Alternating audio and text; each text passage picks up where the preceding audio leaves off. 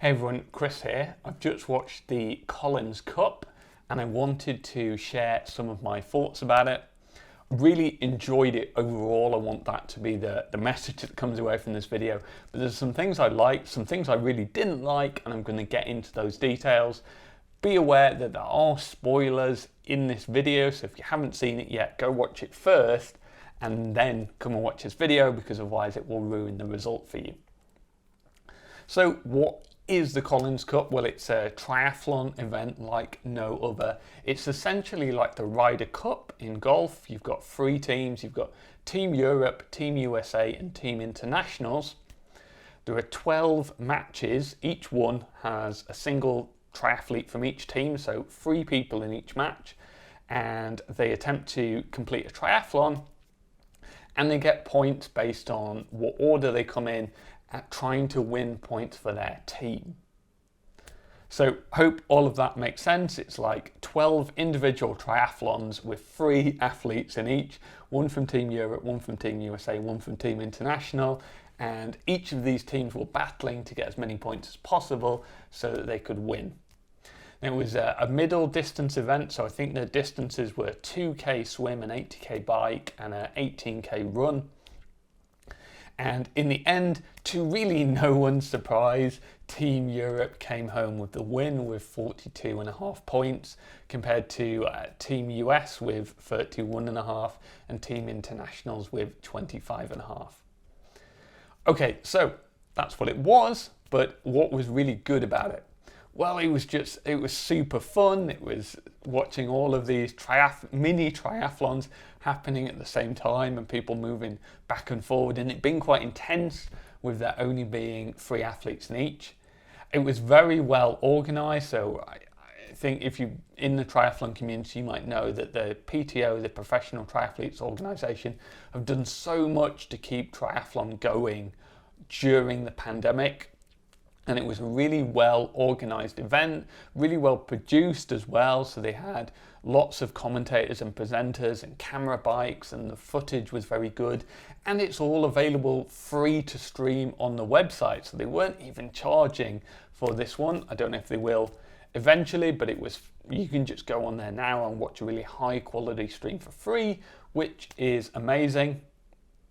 There were lots of amazing athletes, so it was more long format focused. So we saw a load of the really big names like Daniela Ryf, Lucy Charles, Jan Frodeno, and we saw some short course athletes like Taylor Knibb and Katie Zaveras come race as well. So a really good turnout in terms of you would recognize a lot of the big triathlon names. It certainly was a thing that people took seriously. So rather than just a bunch of unknown triathletes come, a lot of the best triathletes in the world were there competing, which was really exciting. And you can go onto this is a tiny detail, but I love, is that you go onto the Collins Cup website and there are no spoilers. It doesn't say in a massive banner, Team Europe have won. So I could go on there and I could watch the whole thing. And I had to go to a special link to see the scores, which I think took me to a different website. So it's a real problem. Like I follow NFL, it all happens in the middle of the night in the UK, and so it's really hard to avoid the spoilers before I can go onto Game Pass and watch the replay. This was great because you can go onto the website without any fear of them ruining the scores. And personal thing of mine that I love is all the distances were in metric, and I've got a whole video about why metric is amazing in sport, so that was really good for me. So in general, it's a brilliant event and I loved it. Okay, but let's talk about the things I didn't like then. And one of the things I really didn't like was that the USA had their own entire team, even though they were just one country. And then we've got Europe, which is a continent, and then we've got internationals, which is like everybody else. And I really didn't like that, one, because it made it horrendously uncompetitive. Like everyone knew that Europe was just going to whitewash the event. And in the event, if you've seen the replay, you'll see a lot of people saying, oh, actually the US are doing way better than anyone thought, and they were in the lead for a while. But really there wasn't much risk of the US being competitive against Europe. Europe was always going to win, even in the early days, despite what the commentators were saying to make it look more exciting. There was no way it was ever going to be any other way.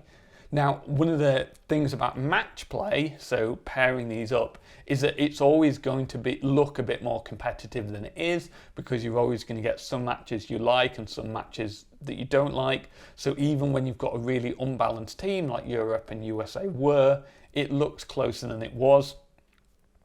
But Europe easily won it, and we've got to consider that Daniela Ryf, one of the greatest female triathletes ever, was really ill. So ill, in fact, that Lucy Charles, who started in match 2 10 minutes behind her, overtook her. That's how bad Daniela Ryf was feeling.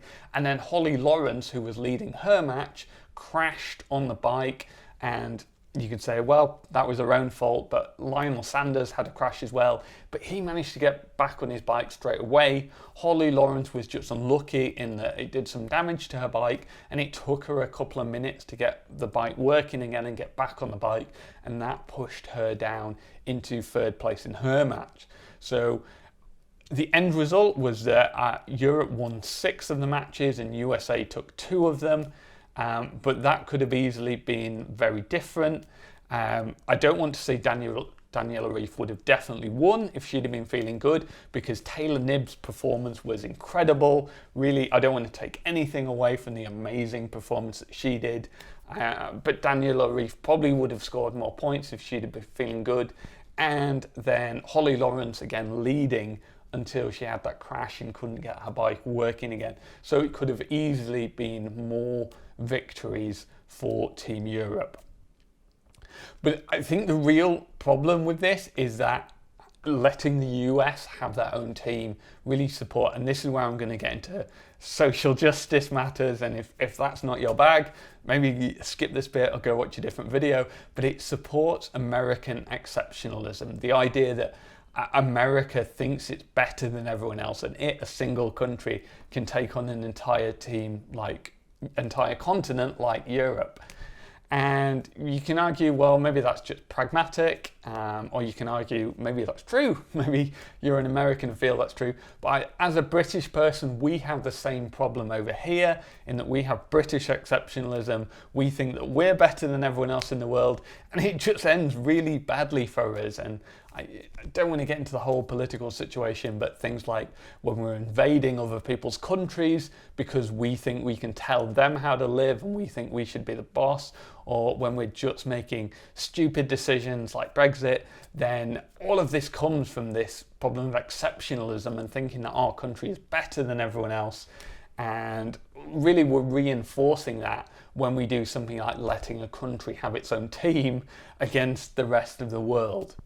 And the stats don't really add up here. So the US haven't won the Ironman World Championship since 2002 with Tim DeBoom, and it's been 25 years since an American woman has won it. I think Paula Newby-Fraser was maybe the last one in 96.